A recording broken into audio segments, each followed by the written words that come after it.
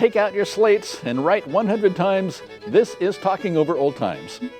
Sorry, I just couldn't help myself. Since this session in our history series from the Olympia Tumwater Foundation, the topic is Old Schools of the Tumwater Area. I'm Don Trosper, and I'm from a long line of Trospers who attended Tumwater schools. In fact, my grandfather went through 8th grade at a one-room schoolhouse southwest of Tumwater called the Belmore School, class of 1900. In the pioneer days of the 1800s, there were many one-room schoolhouses dotting the countryside.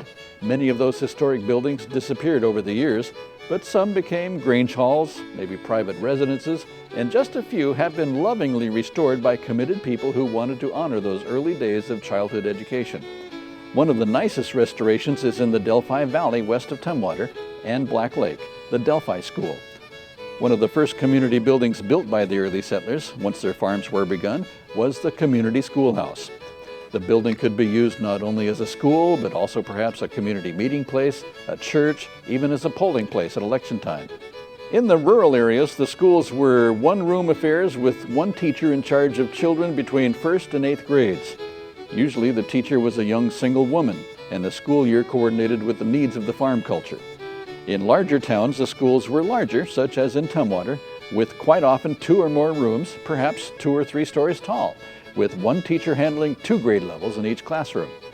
The schools were normally located within walking distance of the population it served. Of course, in those days it was nothing to walk a good number of miles each way to school. Riding horses or wagons was very rare.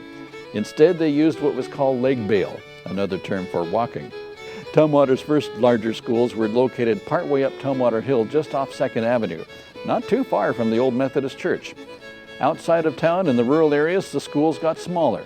Most of the one-room schoolhouses had a similar design. There was often a bell tower over the entry where the coat racks were located. They were heated by a metal wood stove centrally located with a teacher's desk at the front. The desk was framed by blackboards, a globe, American flag, and often a painting of George Washington, maybe a bookshelf with a small library, and windows to let in the light for the scholars to work by. The curriculum was amazingly advanced when compared to today's curriculum for the grade levels. The kids brought their own lunches, made their own playtime activities at recess, and as roads and motorized transportation were developed, the schools were consolidated into what we see today.